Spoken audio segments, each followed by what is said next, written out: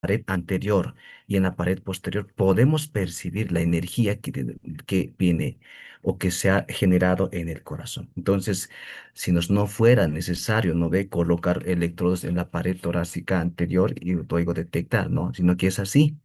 Entonces, por eso sabemos que aquí en el pared anterior del tórax o en el precordio es el centro, ¿no? A partir de ahí se irradia a todo lado lo que es la pared, en este caso el potencial eléctrico. Esa energía eléctrica que se genera acá, pues nosotros con el equipo de electrocardiógrafo los detectamos. En este caso, en tanto en su amplitud, ¿no? En la duración, etcétera, etcétera. Muy bien, entonces eso será electrocardiograma. Muy bien. Acá, en el sistema de excitación y conducción tenemos, por ejemplo, nosotros muy bien sabemos que bueno, se dice que se origina el potencial eléctrico en el nódulo sinusal, por eso es considerado el marcapaso, ¿no? Cardíaco, porque a partir de ahí, pues, se disemina por estas fibras internodales hacia las aurículas y uno que va de Weissman que va hacia la aurícula izquierda y posteriormente estos confluyen lo que es el nódulo auriculoventricular y luego por el haz de His, finalmente por las fibras de Purkinje hasta diseminarse por todo lo que es la pared ventricular. Entonces, así está constituido el sistema de excitación-conducción. Ahora, desde el origen del nódulo sinusal hasta finalizar la última parte, lo que es el miocardio, pues tiene un tiempo, una velocidad de conducción. Entonces, todos esos tiempos que nosotros aquí vemos o que conocemos, pues se traduce o se identifica en el electrocardiograma. Por eso es vital, importante conocer o recordar la parte fisiológica y anatómica. Y en este ejemplo o en esta gráfica podemos ver, mira, esto es aquí arriba está el nódulo sinusal, y estos a través de fibras internodales, ¿no? Confluyen lo que es el nódulo auriculoventricular, ¿ya? Pero la velocidad o sea, el tiempo que tarda el impulso en llegar desde el nódulo sinusal hacia el nódulo auriculoventricular es de 0,3 más o menos segundos, ¿no? Eh, 0,03 segundos. Entonces, sin embargo, no continúa directamente a través, o sea, de manera seguida hacia fibras de Purkinje, sino que se produce un retraso fisiológico aquí en el nódulo auriculoventricular. Y en el nódulo auriculoventricular tiene dos porciones, ¿no? Uno que es, por ejemplo, prácticamente acá, que es el nódulo auriculoventricular, que en esta primera parte, en el segmento, se va a producir, por ejemplo, un retraso de 0,09 segundos. ¿Ya? Y en la porción donde atraviesa el tejido fibroso, lo que separa entre lo que son las aurículas y ventrículos, pues también va a haber un retraso que va a ser, por ejemplo, de 0,04 segundos. Sumados estos, pues nos va a dar 0,13 segundos. Y más lo que era de retraso o el tiempo que llegaba el impulso del nódulo sinusal al aurículo ventricular, todo total sumado es de 0,16 segundos. Entonces, por ejemplo, para este valor o numérico que estamos viendo, que es 0,16, tenemos que recordar, porque en el electrocardiograma esto es lo que nos va a servir, ¿verdad? Entonces, mira, fíjense cuál importante es recordar o conocer este tercer músculo que es el sistema de excitación-conducción del corazón. Muy bien. Entonces, ya conociendo eso, más o menos recordando, pues vamos a pasar ahora. ¿Cómo yo puedo identificar estos impulsos eléctricos, ¿no? Que atraviesa por todos estos segmentos anatómicos del sistema de excitación y conducción? Entonces, aquí podemos ver esquemáticamente de que acá el inicio será aquí, ¿no? En el nódulo sinusal. El de color lila es la propagación del, en este caso, potencial de acción. O sea, vamos a decir la despolarización. Entonces, se inicia aquí el impulso, se disemina por todo lo que son las aurículas derechas y izquierdas, como van, vamos siguiendo, ¿no? Luego pasa al nódulo auriculoventricular, haz de His, fibras de Purkinje, así sucesivamente, que finalmente, por ejemplo, este impulso eléctrico se disemina por todas las paredes de los ventrículos. Y Ese mecanismo fisiológico, pues, es un latido cardíaco. En cada latido cardíaco se va a producir este mecanismo. Por eso se llama ciclo cardíaco. Tiene un inicio y tiene un final, pero es desde ese final sigue continuando, que el ciclo se va repitiendo constantemente, ¿verdad? Entonces, cada etapa de ese ciclo cardíaco, pues, se puede identificar en el trazado de electrocardiograma. Y vamos a ver, por ejemplo, acá. Mira, después que se inicie el impulso eléctrico, en este caso, generación de potencial eléctrico, ¿qué es lo que pasa? Mira, se disemina por las aurículas y empieza a trazarse, por ejemplo, acá una línea, en este caso, que se eleva, ¿no? De la línea basal hacia arriba. Eso es inicio de la onda P. Entonces, cuando genera el impulso o está iniciando, vamos a ver eso.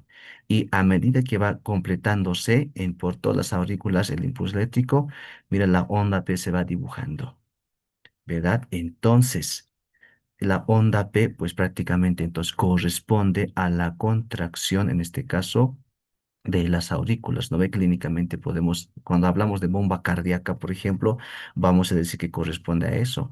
En este caso, en este caso, en el tema de electrocardiograma, diremos que se produce la despolarización de las aurículas. Despolarización de las aurículas. ¿Verdad? Entonces, así sucesivamente nosotros podemos ir viendo y a medida que va produciéndose estos mecanismos, el trazado va saliendo, ¿no? Los segmentos, los intervalos, después la segunda onda que es el QSR, así sucesivamente, hasta tener una gráfica final, una representación gráfica final de lo que es un latido cardíaco. Aquí todo esto, la onda P más el complejo QRS será, por ejemplo, en este caso, la contracción, para que me entiendan, o la despolarización. Y la onda T, esta otra onda, es la repolarización, ¿no? O de relajación, como a veces coloquialmente lo llamamos. Y en esta gráfica, de la misma forma, podemos evidenciar y lo que habíamos comentado, ¿no? Desde que se inicia el nódulo sinusal, el impulso eléctrico, pues hasta llegar a la nódulo auriculoeléctrico, tiene un retraso de 0,03 segundos, ¿no? Entonces, total sumado, según este autor, de la misma forma, igual va a dar casi el mismo parámetro, ¿verdad? Entonces, diferentes mecanismos que según esta gráfica se va a producir de acuerdo a lo que hemos mostrado. Ahora, conociendo ya de que el potencial eléctrico sea diseminado por todo el corsé por diferentes fases, etapas, etcétera, cómo el equipo de electrocardiógrafo capta esa señal eléctrica. ¿Cómo capta? Entonces vamos a ver al corazón en forma, en este caso, un aspecto tridimensional, ¿no? Donde nosotros, según esta gráfica, por ejemplo, vamos a colocar cámaras fotográficas por todo lado, ¿ya? Tanto en el plano horizontal, tanto en el plano frontal, etcétera. Entonces, estas cámaras vamos a considerar que son electrodos que van a captar energía eléctrica o el impulso eléctrico en esa dirección, en esa dirección. Entonces, ese impulso eléctrico que se genere y que se disemina por la pared, en este caso por todo lo que es el corazón y además atraviesa al pericardio, luego a pared torácica, que se denomina en términos fisiológicos vectores. Entonces los vectores pues prácticamente serán pues en diferentes direcciones, pero por naturaleza y fisiológicamente tiene que existir la suma de los vectores. Eso significa que desde el impulso eléctrico o desde que se inicia el impulso eléctrico, tiene que esa energía dirigirse hacia la punta del corazón más o menos, en esta dirección. Y aquí tenemos que recordar la posición anatómica del corazón, ¿no? Que está, digamos, de derecha a izquierda, etcétera. Todas esas características para poder definir. Y aquí podemos ver en este igual. Aquí como que se va dirigiendo hacia el corazón, al lado izquierdo. Entonces, eso significa que por naturaleza y por fisiología, pues los vectores que se han generado ya, pues tiene que juntarse. En términos sencillos, podemos decir de esa forma.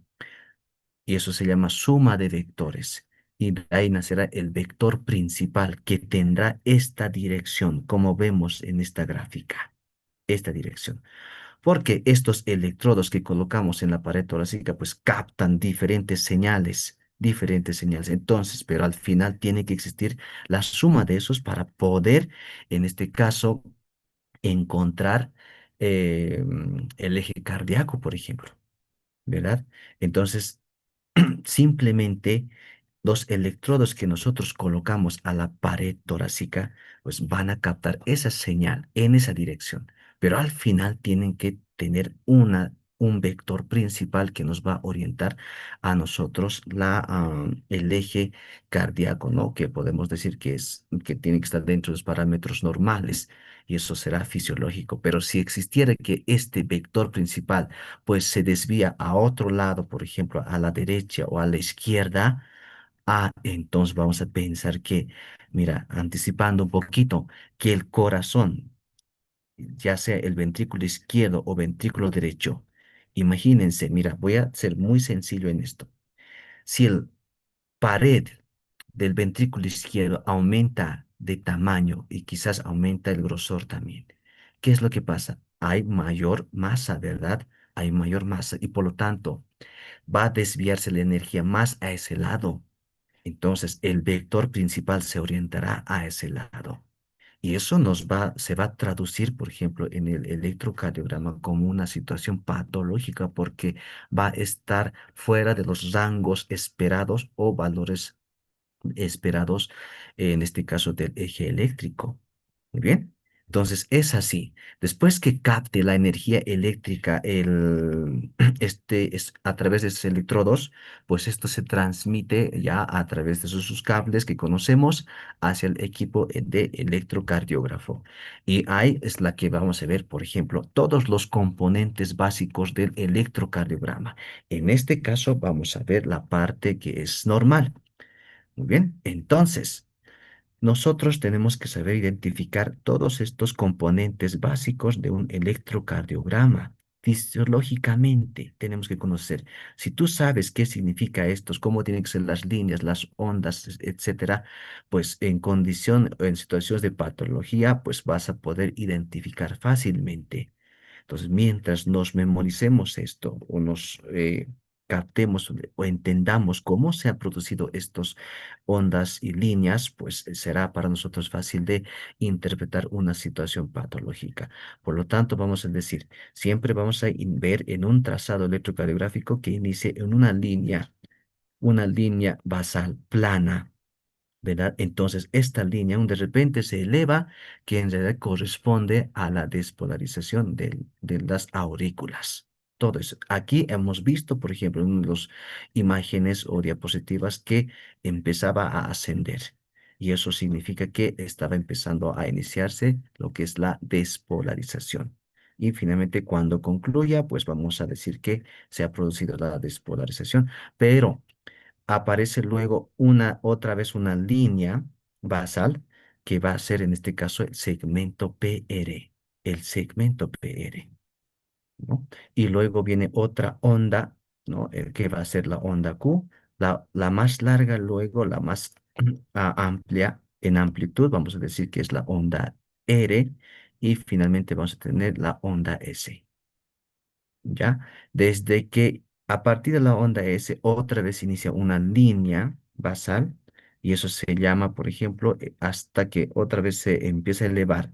Entre esta, final de este y el inicio de la onda T se llama segmento ST, ¿no? El inicio, en este caso, el límite entre lo que es la onda S y el segmento ST se llama punto J, que alguna vez esto nos sirve para identificar, por ejemplo, en temas de eh, infarto agudo de miocardio, ¿no? Entonces, mira, vamos viendo que hay ondas, líneas que se denominan segmentos, etcétera. Luego viene la onda T, que corresponde a la relajación de los ventrículos. Ahora, ¿dónde está la relajación de las aurículas? Está solapada acá en el complejo QRS. Ahí está. Y entonces es bien difícil de en este momento decir que esta parte corresponde a la relajación, no, o sea, está aquí más o menos sobrepuesto o sobrepasado con lo que es el complejo QRS. Pero a su vez a estos ondas y segmentos y líneas se suman los intervalos. Estos intervalos, por ejemplo, es de vital importancia nosotros que tenemos que conocer. Primero tendremos el intervalo PR que corresponde desde el inicio de la onda P hasta el inicio del complejo QRS. Y tenemos otro intervalo QT que corresponde desde el inicio del complejo QRS hasta la finalización de la onda D. Y puede existir, mira, otro segmento y a su vez otro intervalo que es entre un pico complejo QRS a entre otro complejo QRS, que sería intervalo RR. Entonces, estos son los componentes básicos de un electrocardiograma normal. Entonces, para poder nosotros identificar esto en el equipo o en el papel de electrocardiógrafo, necesitamos, ¿no? A colocar en este caso los electrodos, ¿no? Que son dispositivos como que tienen la función de sensor que se fijan aquí en la pared torácica y eso puedan, en este caso, ser luego transmitida a través de estos cables hacia el equipo. Y a partir de ahí, pues nacen los denominados derivaciones, y para lo cual tenemos, por ejemplo, 12 derivaciones en general. Tenemos 6 estándares o de extremidades, también se denomina, 6 precordiales, 6 precordiales. Entonces, estos serán en el plano frontal, estos serán en el plano horizontal. Muy bien. Entonces, esto no tenemos que olvidar, porque en este caso, los derivaciones estándares, por ejemplo, se subdividen en dos grandes grupos, que son los unipolares y bipolares. Los bipolares, los más conocidos, que todos siempre nos hemos memorizado, es la de uno, la derivación 2 y la derivación 3. Derivación uno, derivación 2, derivación 3. Y las otras, que son unipolares, significa un solo polo, ¿no? Un solo polo. Estos más o menos detectan un polo positivo, un polo negativo, para que entendamos, estos no, solamente detectarán polos positivos, ¿ya? Y se llaman unipolares. Entonces, ¿cuáles son? Se dice que en este caso a estos unipolares también se los denomina como derivaciones ampliadas a los miembros, o por eso el término en este caso lo han añadido las palabras, en este caso mi puntero no funciona, ahí está. En este caso, mira una letra A minúscula en cada una de las derivaciones. Fíjense en cada uno. ¿Qué significa? Simplemente es amplificada, amplificada en los miembros o en las extremidades. El término correcto es, por si acaso, miembros. Entonces, eso es ABR, ABL, ABF, que ya conocemos. Las precordiales, pues ya sabemos que existen desde la B1 hasta la B6, puede haber B7, B8 y B9 también. Es como decir, solo nosotros medimos, por ejemplo, solo la mitad de la pared torácica, desde aquí hasta línea axilar media. Pero si estamos diciendo que el corazón, aparte de que genera un impulso eléctrico, ese descarga o energía eléctrica pues se disemina por todo el cuerpo. Si nosotros vemos de arriba hacia abajo al tórax, vamos a ver que es como una circunferencia.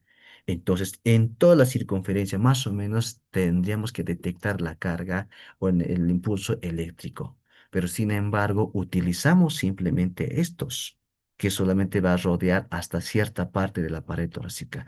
Por eso se denominan estos de plano horizontal o precordiales, porque detectan el impulso eléctrico del centro del tórax hacia adelante, por la B1 y B2 y el resto será lateral.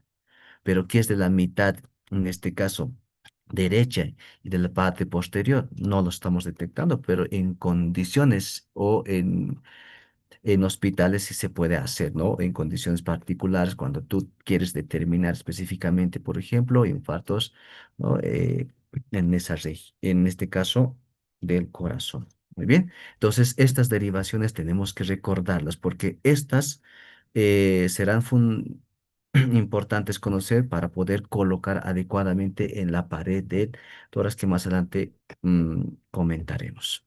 Ahora, mira, si hablamos, por ejemplo, las derivaciones, ¿a qué pared, en este caso, o de qué pared va a detectar estos impulsos eléctricos? Entonces tenemos, por ejemplo, aquí las B1 y la hasta B2 y la B3, la B4.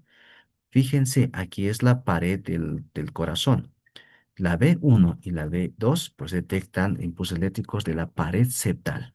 La B3 y la B4 de la pared anterior. La D1, la ABL, B5, B6, pared lateral. Y la D2, D3 y el ABF de la pared inferior.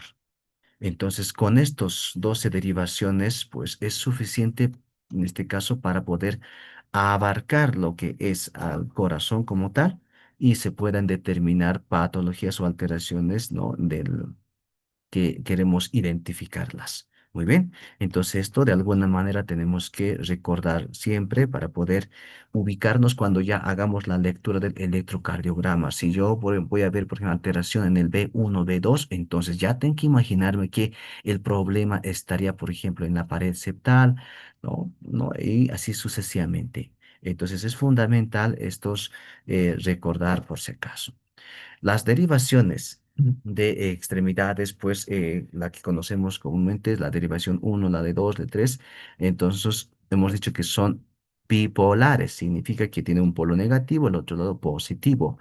Y la d uno sabemos muy bien nosotros que va a estar en este caso detectar de dirección de, en este caso, de derecha a izquierda. En el hombro izquierdo estará el lado positivo, la D1, del lado derecho al hombro izquierdo. Entonces la flechita que apunta, ese lado será positivo. Y la derivación 2, en este caso, el hombro derecho igual será el de polo negativo, la pierna izquierda será el polo positivo. Ahí está la D2. Y la D3 es, en este caso, el miembro izquierdo es positivo y el hombro izquierdo es negativo.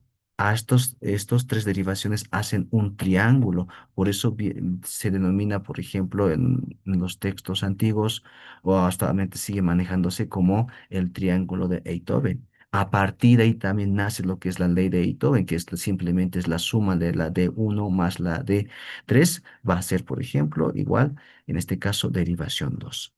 ¿No? Entonces, estas derivaciones de uno, de 2, de 3, pues al final para poder, en este caso, identificar el eje eléctrico del corazón o eje cardíaco, pues vamos a trasladarlo al centro.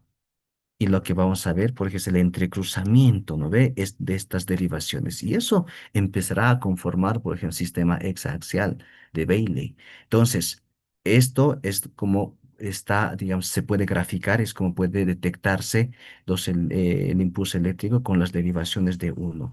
Seguidamente tenemos las amplificadas que decíamos que son unipolares porque van a detectar, por ejemplo, los polos positivos simplemente, pero no tiene un polo negativo.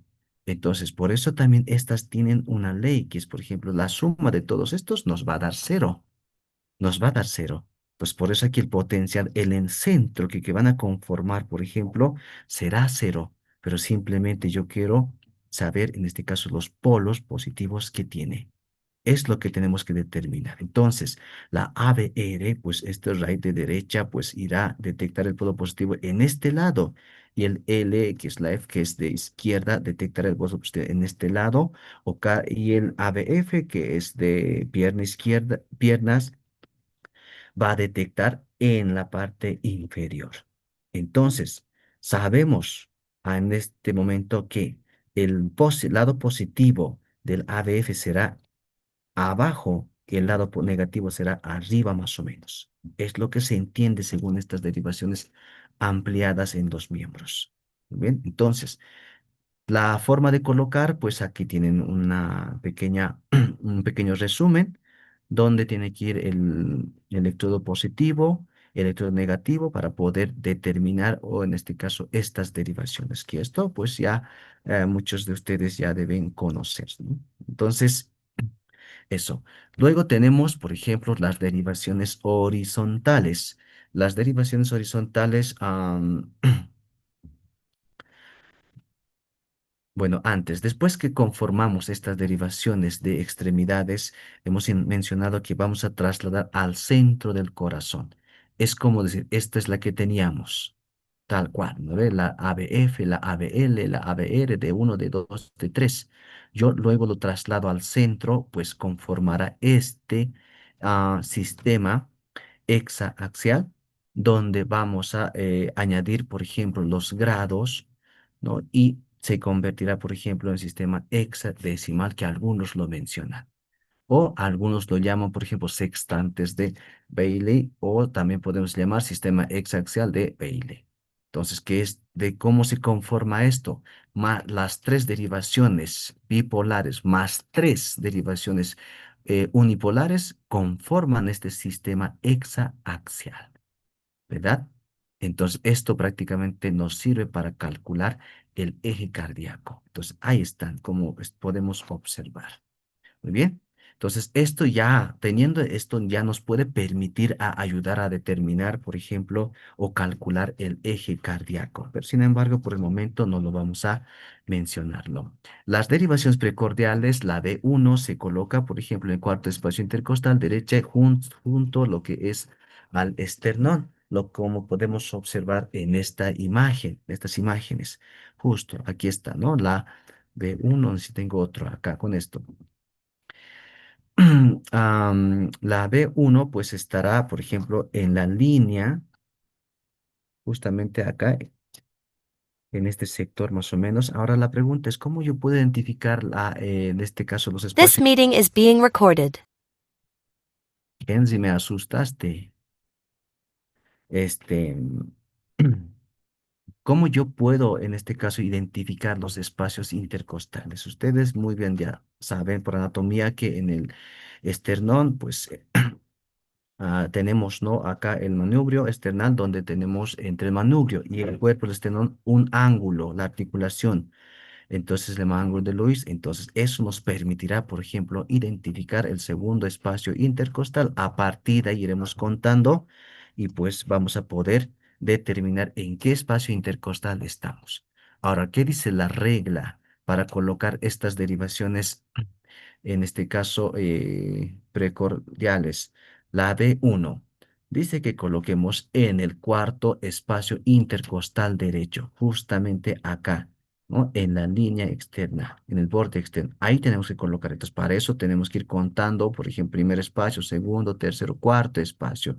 No tenemos que colocar estos electrodos en superficies óseas, no, sino que en el espacio, que no sea, por ejemplo, superficie. Ahí tenemos que colocar específicamente cuarto espacio intercostal.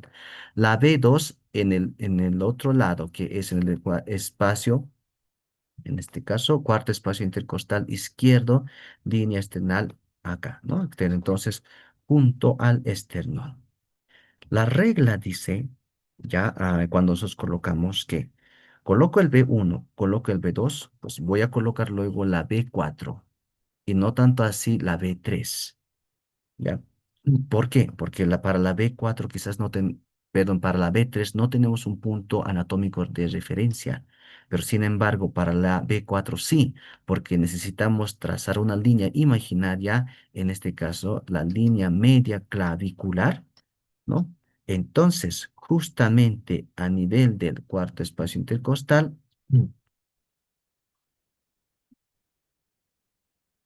en el quinto espacio intercostal, por ejemplo, vamos a colocar el B4 en el quinto espacio intercostal, justamente por encima de la línea medio clavicular.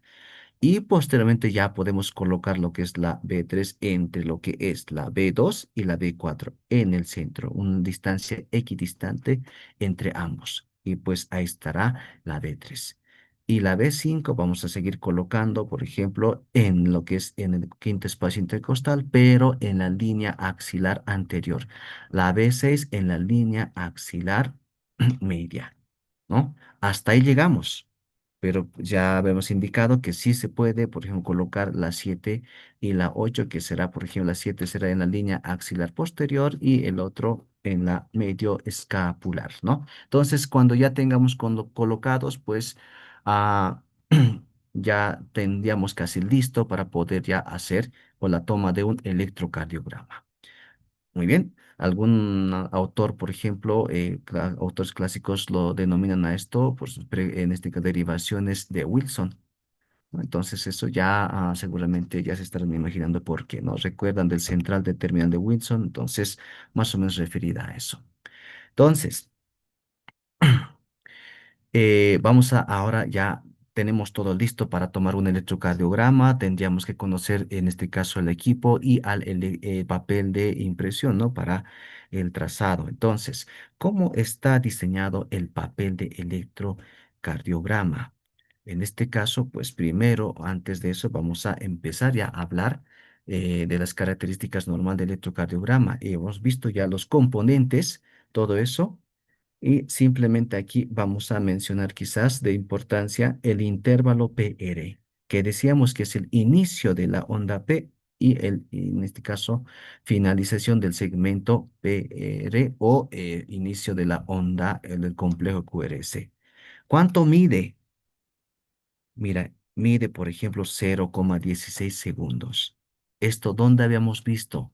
En este caso, en el sistema de excitación-conducción. Ahí habíamos visto, donde decíamos que desde que se genera el impulso eléctrico desde el nódulo sinusal hasta en este caso, atravesada todo lo que es con los retrasos del nódulo auriculoventricular, por lo menos tenía un retraso, digamos, del total sumado era 0,16.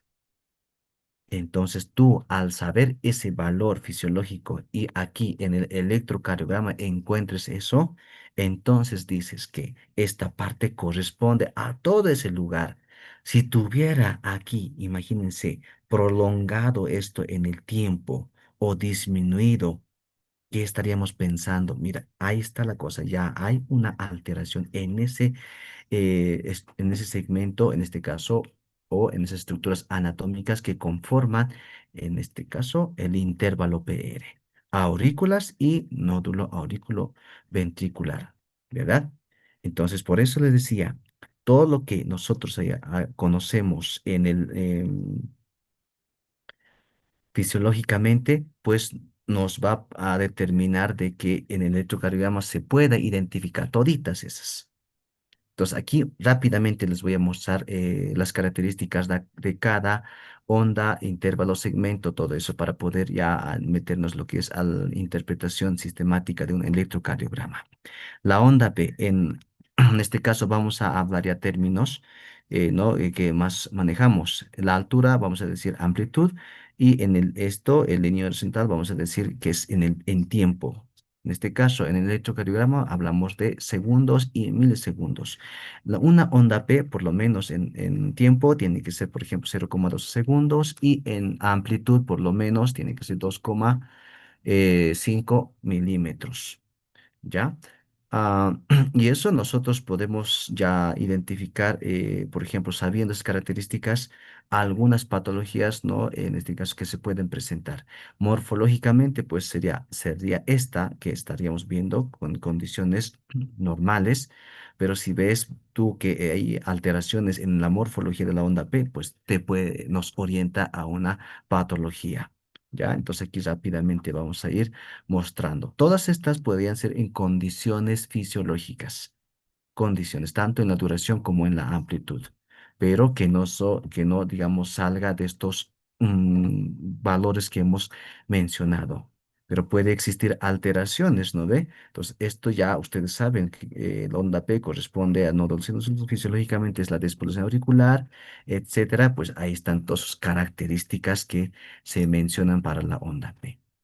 Muy bien, puede existir, por ejemplo, alteraciones en la onda P y eso nos orientaría prácticamente ya a una condición patológica. Si yo identifico, por ejemplo, este tipo de ondas en las diferentes derivaciones, pues ya me orientará a una dilatación de aurícula derecha. Fíjense cómo está la morfología de la onda P. En la dilatación de la aurícula izquierda, mira, es mucho más amplia, ¿verdad? Entonces, auricular será de esta forma. En la derivación B1, pues será su morfología de diferente forma, pero que igual corresponderían a esto. Entonces, por eso decíamos que primero siempre es vital, importante, conocer la parte fisiológica normal, sus características, ¿no? Morfológicas, etcétera. Y cuando nosotros hagamos la lectura de un electrocardiograma, podamos identificar rápidamente. Intervalo PR. Habíamos mencionado que el intervalo PR era el inicio de la onda P, finalización del segmento CT o inicio de la onda complejo QRS. La duración hemos dicho? Era 0,16 segundos, pero en condiciones fisiológicas tiene un rango que está entre 0,12 a 0,2 segundos. ¿Ya? Entonces, esto es la que tenemos que recordar. Cuando nosotros queramos calcular, por ejemplo, o medir esto, entonces tenemos que recordar esto. Entonces, la media, por ejemplo, era 0,16 o promedio, ¿no? La media, 0,16. Pero ahí tiene en este caso un intervalo o desvío estándar, podemos llamar, ¿no? Como es un parámetro. En este caso, podríamos quizás considerarlo un intervalo de confianza. Muy bien, eso. Tenemos acá, por ejemplo, al complejo Q. Seguimos con el intervalo PR. ¿Cuáles son sus características que hemos ido mencionando? Será repetitivo, sin embargo, vamos a ir avanzando.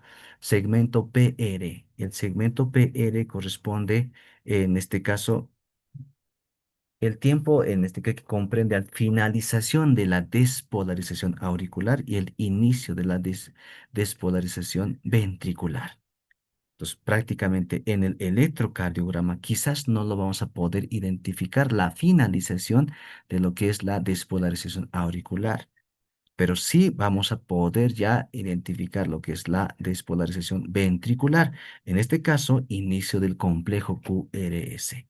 Y eso segmento donde corresponde prácticamente al nódulo ventricular, Astegis y fibras de Purkinje. A es la que va a representar, por ejemplo, el complejo QER. Muy bien. Entonces, aquí estamos viendo, por ejemplo, el segmento PR. Por favor, vamos a diferenciar con un colorcito que está de rojo, ¿no? Simplemente estamos hablando de ahí, que es finalización de la onda P y inicio del complejo QR, que tiene una duración, etcétera, que nosotros en estos gráficos podemos identificarlas perfectamente. Segmento TP, que será ya más allá de lo que es de onda P, ¿no? Entonces estamos hablando de segmentos. ¿Qué dice acá? Es el intervalo entre dos complejos P, Q, R, S, T, sucesivos. Entonces, de una onda P a otra, ¿no ve? Entonces, es lo que nosotros encontramos. Prácticamente este segmento PT tiene que ser una línea basal. Muchas veces lo denominamos como una línea isoeléctrica, que es sinónimo de una línea plana que no tiene curvas absolutamente nada, ¿no? Complejo QRS, que ya hemos mencionado que representa la despolarización de los ventrículos derecho e izquierdo. Simplemente eso. Entonces, ya sabemos. Hay diferentes características en la morfología del complejo QRS. Podemos hablar, por ejemplo, de ondas más en mayor tamaño en la amplitud o de menor tamaño. Ahí vendrán los denominativos, en este caso, ¿no? Una onda Q minúscula, una onda Q mayúscula, una onda R mayúscula, minúscula, etcétera. Todos los denominativos solamente representa o corresponde a eso, como podemos ver en estos ejemplos. El complejo QRS, estimados eh, participantes, puede ser, por ejemplo, como esta. Mira, fíjense, una línea isoeléctrica o basal o plana, pero de repente la amplitud va negativamente y luego positivamente que sobrepasa esta línea basal. Entonces, tanto en la amplitud, en este caso es lo mismo, ¿no ve? Hacia abajo negativamente como positivamente. A esto le llamamos, por ejemplo, isodifásico o acá bifásico. A eso llamamos. Entonces, esto, por ejemplo, nos sirve para poder identificar rápidamente o para calcular lo que es el eje cardíaco eléctrico. ¿No?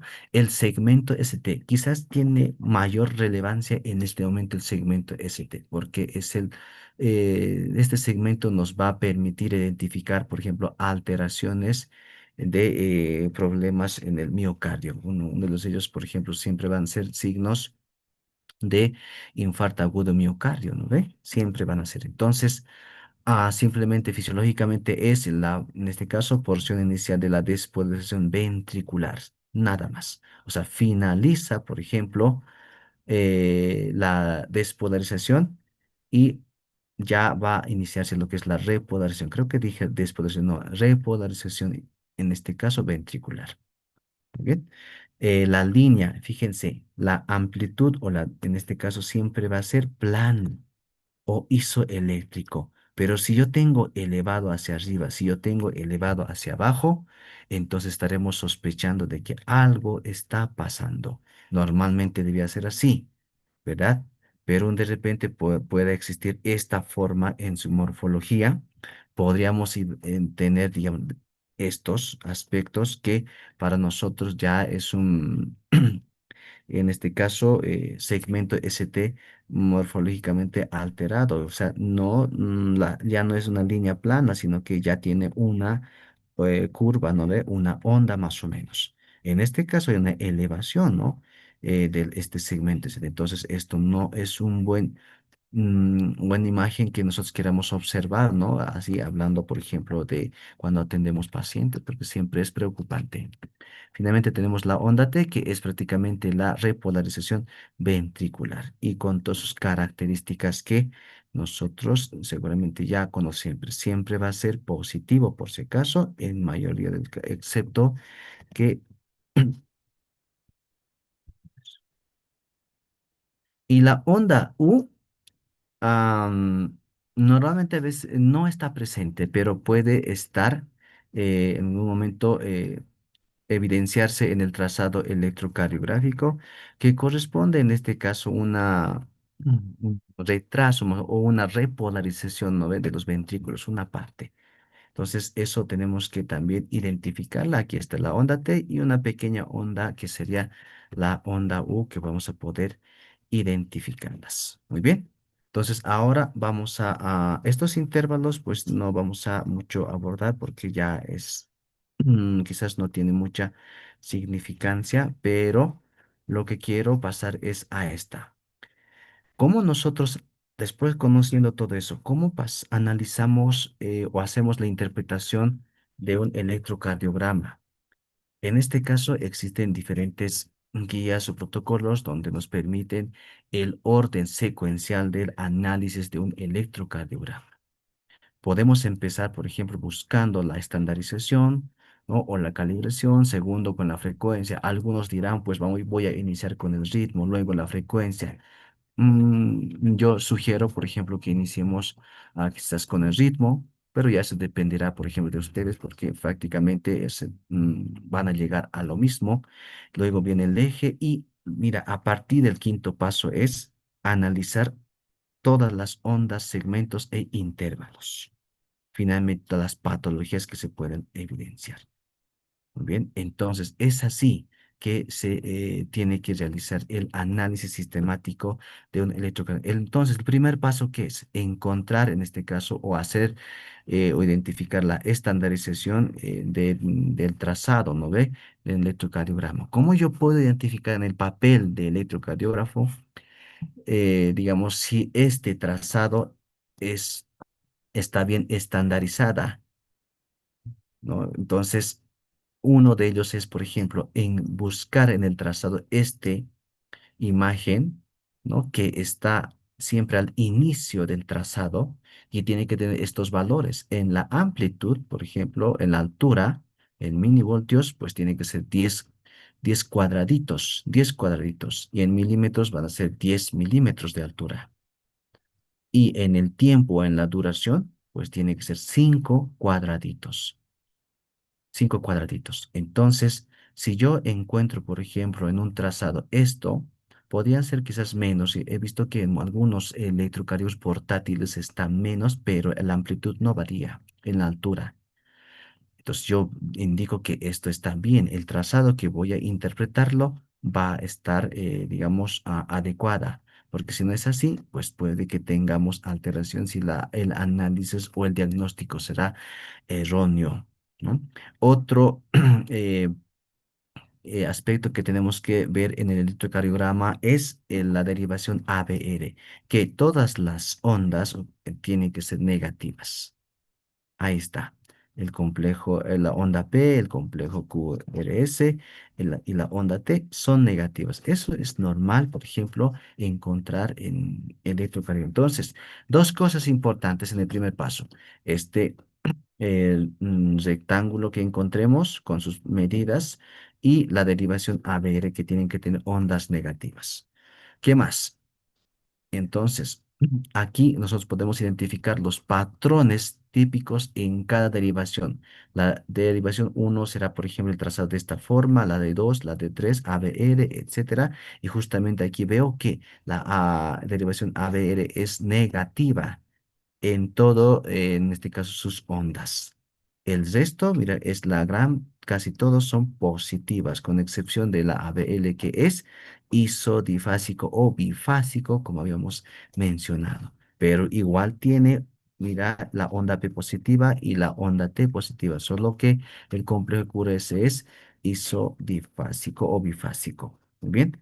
Entonces, lo mismo pasa, por ejemplo, en las derivaciones precordiales como verán acá. Son patrones normales de trazado de electrocardiograma. De la misma forma, sigue siendo normal, igual, de acuerdo, por ejemplo, si va a ser una onda R minúscula, mayúscula, por qué, etcétera. En algunos aparece la onda S, Q, algunos no aparece, como aquí, por ejemplo, solamente encuentro onda P, onda R, pero aquí hay presencia de onda S.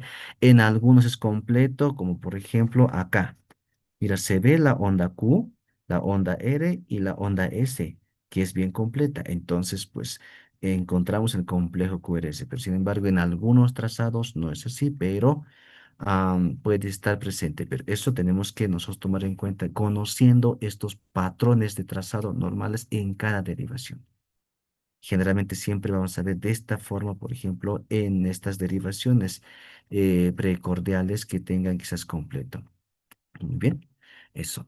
El segundo paso que es sacar el ritmo. ¿Esto qué significa? No es la frecuencia cardíaca, ¿no ve? La frecuencia cardíaca, por ejemplo, dice cuántos minutos, cuántos latidos tiene en un minuto el corazón, ¿verdad? Entonces, el ritmo es, mira, el latido, la frecuencia cardíaca puede que esté acelerada o esté lenta, taquicárdico o bradicárdico, podía estar, pero el ritmo con el que, digamos, late el corazón, pues tiene que estar normal, ¿no ve? Entonces, ¿el ritmo a qué se refiere? Que el ritmo entre cada latido tiene que ser uniforme el ritmo. Entonces, yo voy a decir que está latiendo a un ritmo regular el corazón. Es como si yo voy a caminar normalmente y tendría que dar pasos regulares. No, digamos, dos pasos voy a dar o luego voy a saltar, no sé, voy a dar un paso más amplio. No, o sea, cada paso debería ser sincrónico, así, exactamente en la medida. Entonces, lo mismo es en el corazón. En cada latido debía ser así. Entonces, aunque esté taquicárdico, aunque esté bradicárdico, el ritmo debía ser así. Entonces, aparte, por eso, no, por ejemplo, yo al menos empiezo a medir o analizar el ritmo primero. Entonces, para poder identificar y determinar, por ejemplo, si el ritmo es sinusal o no es sinusal. ¿Qué significa eso? Sabemos que si el impulso eléctrico se origina del nódulo sinusal, pues el corazón estará latiendo entre 60 a 100 latidos por minuto. 60 a 100 latidos por minuto, una media de 80. Pero veo que no es así, entonces digo que no, él probablemente eh, no está rítmico. no está rítmico. Entonces, por eso el ritmo tiene ciertos criterios de diagnóstico que tenemos que saber prácticamente de memoria, ¿no? Esto para poder identificar si es un ritmo sinusal o no es un ritmo sinusal.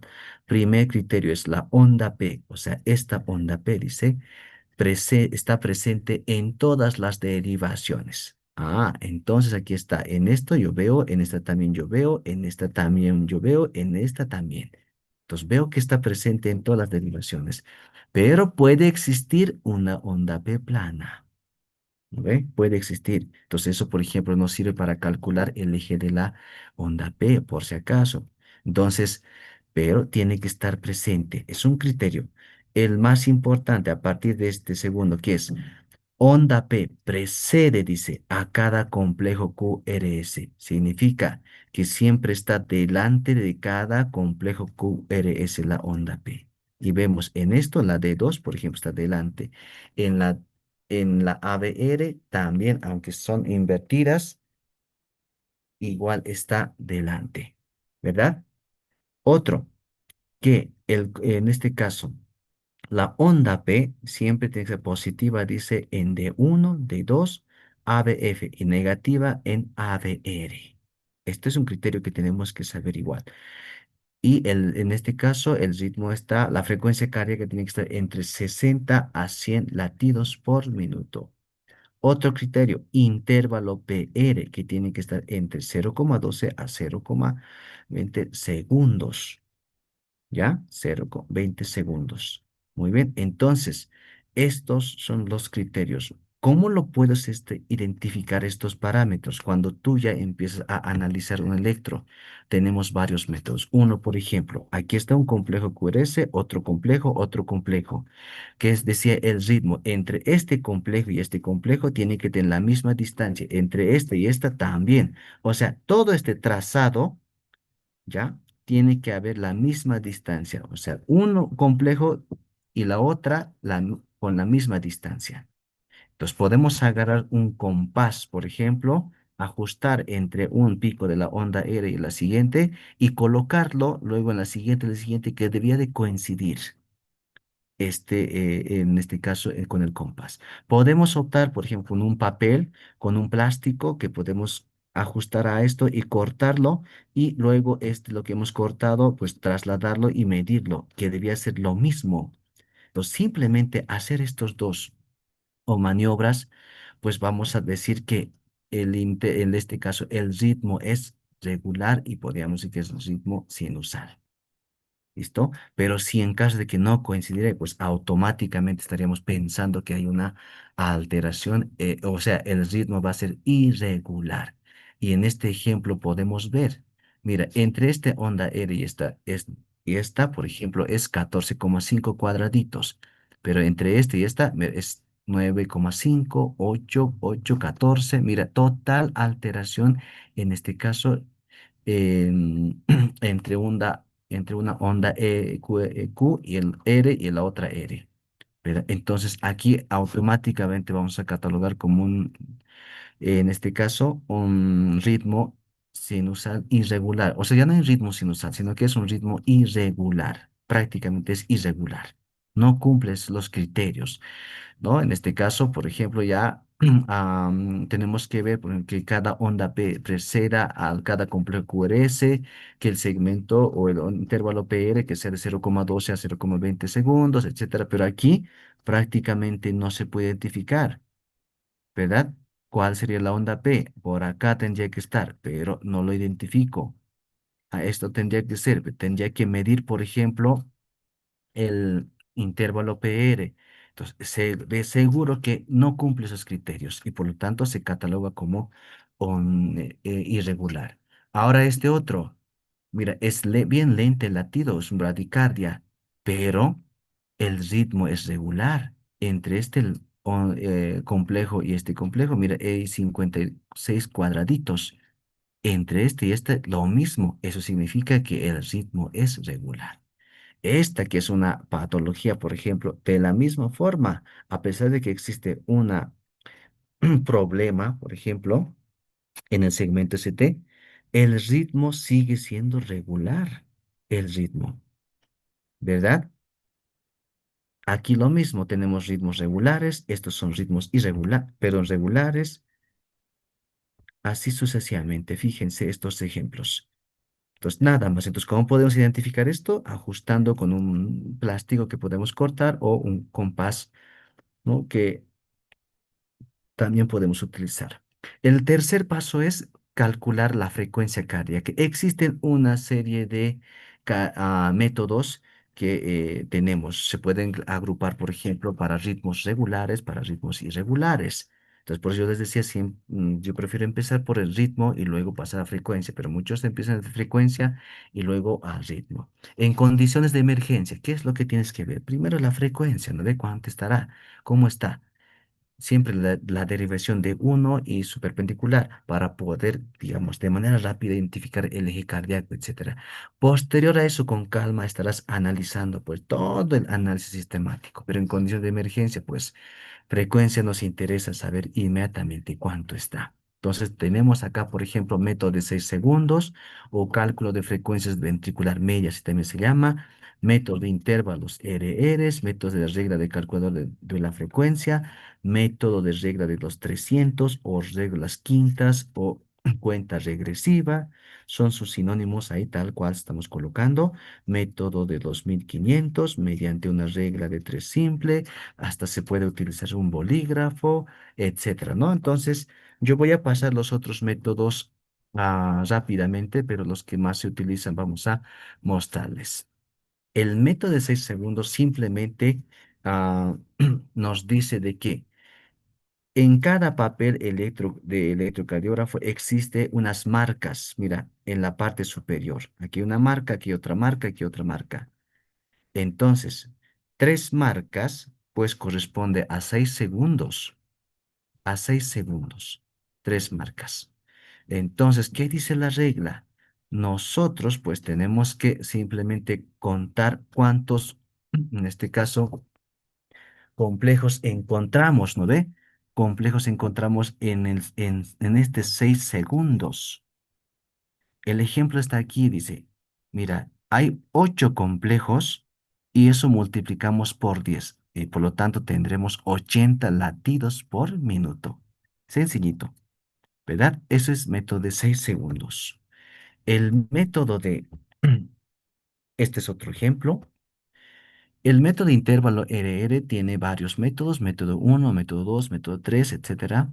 El método uno, por ejemplo, es simplemente que nosotros tenemos que dividir como esta. ¿Qué nos dice de manera general? Dice, acá, según este ejemplo, si la distancia entre puntos más altos de los dos ondas R, o sea, esta onda R y la otra, aquí este ejemplo, esta y la otra, dice, es 0,56 segundos. O sea, eso refiere, por ejemplo, que nosotros tenemos que recordar que cada cuadradito equivale a 0,04 segundos. Tendríamos que, en este caso, multiplicar, contar esto. Aquí por lo menos hay 0,68 segundos acá. ¿Cuántos cuadraditos son? Aquí hay 5, 10, 15, 16, 17 cuadraditos. Multiplicamos por 0,04 segundos, seguramente saldrá esto. ¿Y qué dice? Este valor que hemos encontrado, vamos a dividirlo con 60. Y por lo tanto tendríamos esta, ¿no? Para calcular. 60 hacia arriba y 0,68 que hemos encontrado hacia abajo y luego dividimos e encontraremos la frecuencia cardíaca. Ese es el método uno. Sirve para ritmos regulares, por ejemplo. El método 2 también es lo mismo, simplemente aquí vamos a contar, en vez de contar cuadraditos pequeños y multiplicar por el tiempo, vamos a contar cuadraditos grandes, ¿verdad? Cuadrados grandes. Y de la misma forma vamos a multiplicar, en este caso con 300, en este caso cuántos cuadrados grandes he encontrado y tendré la frecuencia cardíaca. En este otro, pues de la misma forma vamos a contar los cuadraditos pequeños y multiplicaremos con 1500. Al método 3 pues se denomina también de método de 1500. ¿Ya? Entonces sería esto prácticamente, que sería, por ejemplo, 88 latidos por minuto. Luego tenemos el otro intervalo RR, que es el método de cuatro, donde nosotros, por ejemplo, para esto ya tenemos elaborado una tabla ya calculada por el cuadrado, en este número de cuadrados pequeños. Entonces, si yo tengo, por ejemplo, entre una onda R y la otra onda R, mira, 5 cuadraditos, la frecuencia cardíaca aproximada es, por ejemplo, en minutos es 300. Si tengo 6, 7, 8, si tengo 20 cuadraditos, será 75. Así de sencillo. ¿No? Entonces, esto, por ejemplo, nos podemos imprimir para poder tener, ¿no? como apoyo en el momento de condiciones o situaciones de emergencia, para poder calcular rápidamente. ¿No? Entonces, lo que a veces hacemos en servicios de emergencias. ¿Ve? Ahí están los ejemplos, como verán. Hay otro, la regla calculadora, donde ya esto, pues simplemente cada fabricante especifica, por ejemplo, las instrucciones. Entonces, es la que tenemos que seguir para poder calcular lo que es la frecuencia cardíaca. Tenemos otro, el método de los 300, que es lo que más se utiliza, por ejemplo, en condiciones de emergencia y nos sirve, por ejemplo, para ritmos regulares. Esto es lo que más utilizamos. Y vean, mira, encontramos primero una onda R sobre una línea gruesa y lo vamos a ubicarlo como un punto A. Y el punto B va a ser el siguiente onda R, ¿no? Donde sea que caiga. Aquí ya no tenemos que esperar que caiga sobre la onda, una línea gruesa, sino es donde sea que caiga. Pero el punto A sí o sí tiene que caer sobre una línea gruesa en el papel de electrocardiograma. En el siguiente, a partir de este que ha caído en la línea gruesa, el siguiente línea gruesa, pues vamos a colocarlo número 300. En el siguiente, 1500, 150. En el siguiente, 100, 100. En el siguiente, 75. Así sucesivamente. Mira, la cosa es que tenemos que memorizarnos estos valores. Entonces, por ejemplo, acá. Aquí es 300, el siguiente 150. Aún no encuentro la otra onda, R. 100 tampoco. 75, pero antes de llegar a 60, entre 75 y 60 está lo que es el punto B. Entonces aquí ya tenemos que calcular cuánto sería. En este ejemplo está como 70 latidos por minuto aproximadamente. Entonces, esto es la regla de 300 estimados participantes, ¿no? Entonces, ahí está. La regla de 1500 que ya habíamos mostrado es similar, simplemente aquí es mucho más específico, es decir, contar el número de cuadraditos y sumar cuánto será. Luego vamos a eso dividir por 1500 y eso será tu frecuencia cardíaca en este caso. Ahí está. Aquí como si vamos a tener la oportunidad de otra charla, vamos a poner estos ejemplos para que podamos calcular y ver si calcula la frecuencia cardíaca con diferentes métodos. Esta, la regla de tres simple, de la misma forma, pues no es muy utilizada, pero ahí se los dejo porque las diapositivas seguramente las vamos a compartir para que ustedes puedan calcular. Aquí hay procedimiento ya el ejercicio resuelto, ahí igual. Como decía, también existen, por ejemplo, utilizando un bolígrafo que se puede realizar el cálculo. Entonces, así que ya tenemos hasta ahí calcular la frecuencia cardíaca. ¿Qué nos faltaría? Determinar el eje cardíaco. En este caso, con el eje cardíaco, simplemente quiero identificar en qué dirección está el vector principal. Por eso se denomina al eje cardíaco que no es anatómico. En este caso, no me va a decir, por ejemplo, que esto es, por ejemplo, la línea de no sé, distribución no, o sea, no es anatómico. Entonces, simplemente yo quiero ubicar dónde está la dirección del, en este caso, el vector principal. Para eso, pues tenemos que volver a recordar cuáles son las derivaciones, etcétera. Esto ya hemos detallado cómo se conforma el sistema hexadecimal o hexaaxial, etcétera, para calcular el eje cardíaco. Es la que vamos a utilizar, ¿no? Para calcular. Eh, Esto quisiera que recordemos, ¿no? Esta mnemotecnia que es flor. Y entonces la F siempre va a ser la de 1, la L con su perpendicular, la de 2, la O va a quedar flotando y la R con la de... Entonces, esta palabra flor, recordemos con esto para poder identificar sus perpendiculares para calcular el eje cardíaco. Entonces, en esto, por ejemplo, necesitamos encontrar este vector principal. Esto será de la despolación de los aurículas. Luego, porque esto pasa pues al nódulo auriculoventricular y entonces el impulso eléctrico va a ir dirigiéndose en esa dirección. Al final será a este lado, a este lado. Y en el sistema hexaaxial, pues vamos a encontrar que el eje el cardíaco o el vector principal estará orientado aquí. Normalmente, por ejemplo, podemos decir que está a +30, ¿no? En este caso, en promedio. Pero esto tiene un rango desde, en este caso, desde -30 hasta +90, pero algunos autores mencionan hasta 110 o 100, ya en este caso como eje cardíaco normal, ¿no? Entonces, pero, mira, se puede determinar en cuánto va a estar específicamente. Se puede saber eso. Entonces, vamos a aprender a calcular am, de manera rápida y manera más específica. Primero, en este ejemplo, ¿cómo calculamos el eje de la onda P? Que esto nos puede orientar, por ejemplo, en este caso nos va a orientar la despolarización de las aurículas. Entonces, la regla dice que debes buscar, por ejemplo, una onda P más plana y luego de identificarla, buscas su perpendicular. Ese será el eje de la onda P. Entonces, aquí es, en este caso, este es un ya resuelto el caso. Busquemos. Mira, dice, esto es la onda P. Ahí está. El eje está en +60.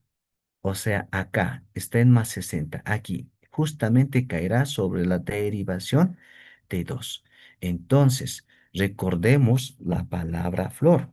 ¿Cuál será el perpendicular, por ejemplo, de la d 2? Va a ser el ABL. Entonces, yo voy, por ejemplo, a ABL. Ah, entonces, evidentemente, mira, este es el complejo QRS y no veo una onda P tan notoria. No veo. Aquí en la D1 se nota, en la D2 se nota, en la D3 se nota, en la ABR aquí está, invertido, normal, en la ABF también. Porque para calcular el eje cardíaco, ojo, estimados, pues tenemos que tomar en cuenta las derivaciones de las extremidades, estas derivaciones. Entonces, aquí la regla dice, ¿no ve? Buscar la onda B más plana, entonces veo que aquí no hay. Entonces busco su perpendicular de la ABL. ¿Cuál es? La D2. Y me fijo el complejo QRS o la onda R del D2. En este caso es positivo y veo al sistema hexaxial y digo que justamente esta línea corresponde a la derivación 2 y es positivo, entonces el vector que positivo está acá, el polo positivo de la de 2, entonces está a +60 el eje el eje de la onda P, que representa la despolarización de las aurículas. ¿Verdad? Entonces ya sabemos hasta aquí calcular el eje de la onda P, que sería esta, por ejemplo. Luego, para calcular ya el eje del ventrículo o el vector principal, utilizamos en general estos dos métodos, que es el método de paralelograma y el método isodifásico o bifásico. Esto es lo que utilizamos. Entonces, paralelograma, que es un método muy sencillo, muy rápido, que es la que nos sirve, por ejemplo, para identificar en condiciones o en situaciones de emergencia. Entonces, ¿qué dice la regla? Que tenemos que buscar complejos QRS en la derivación de uno y la ABF siempre. Entonces nos fijamos, esto es la derivación de uno, ¿no? Y también el ABF tendría que fijarme. La combinación de estos nos va a dar un eje y nos vamos en este ejemplo. Mira, nos fijamos, el D1, hemos mencionado, por ejemplo, cuando hemos hablado de derivaciones, que el polo positivo está en esta dirección, en el hombro izquierdo, ¿verdad? Será esto, ¿ya? Entonces, polo positivo a este lado. A este lado será polo negativo. Entonces me fijo, esta es la derivación de uno. Es positivo, entonces está orientada acá. Busco su perpendicular con la mnemotecnia flor, entonces es la ABF. Y también me fijo su complejo QRS. En este caso es positivo también.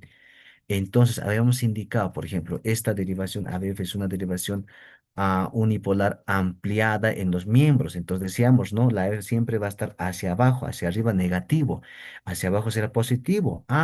Entonces, tomando en cuenta que el D1 está acá y la ABF hacia abajo, el eje está en este cuadrante entre la D1, 0 grados, a más 90 ABF. Ahí está el eje eléctrico, eje cardíaco del corazón.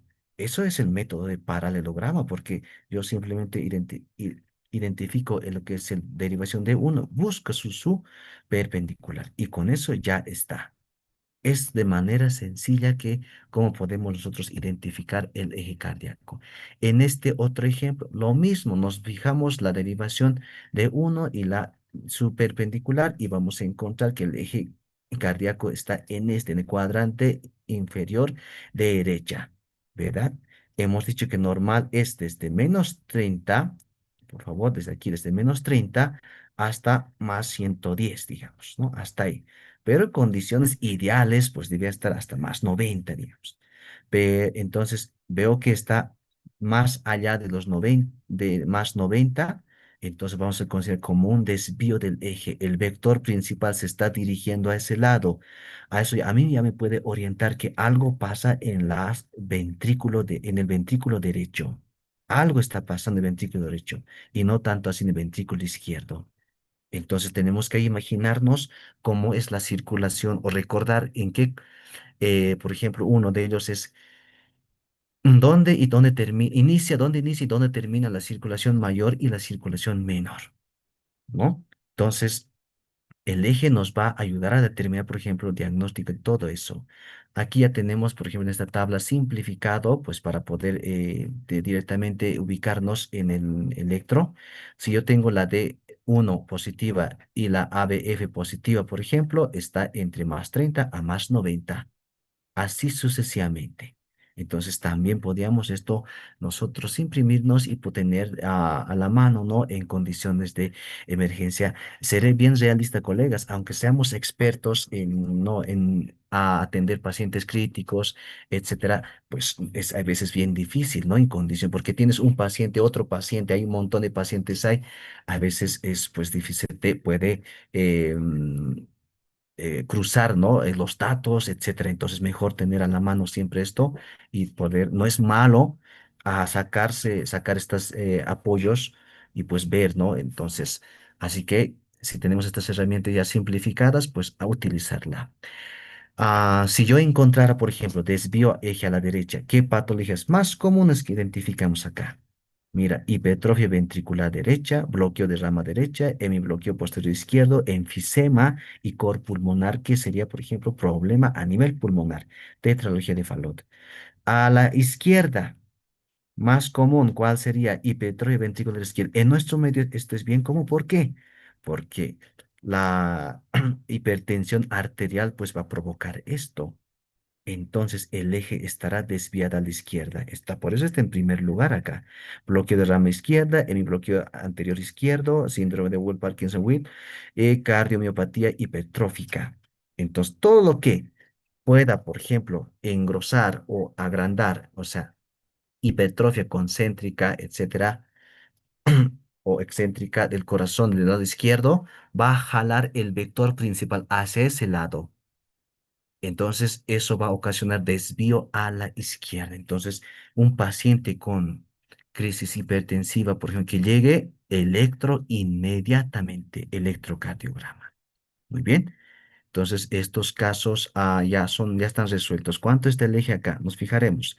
Aquí está el complejo QRS, está en +50, que estaría más o menos dentro de los dentro del rango normal de eje cardíaco. De la misma forma, aquí podemos identificar D1 positivo, ABF isodifásica, entonces estará el eje por acá. En este caso, por ejemplo, si yo tengo su perpendicular isodifásico, ¿qué tendría que ver? Por ejemplo, tomar en cuenta el más positivo, ¿no ve? Uno podría hacer eso, pero si son de la misma distancia, pues vamos podría ser lo mismo, calcular el eje cardíaco. Entonces, vamos a aprovechar esto para ya pasar lo que es el siguiente método, que es método isodifásico.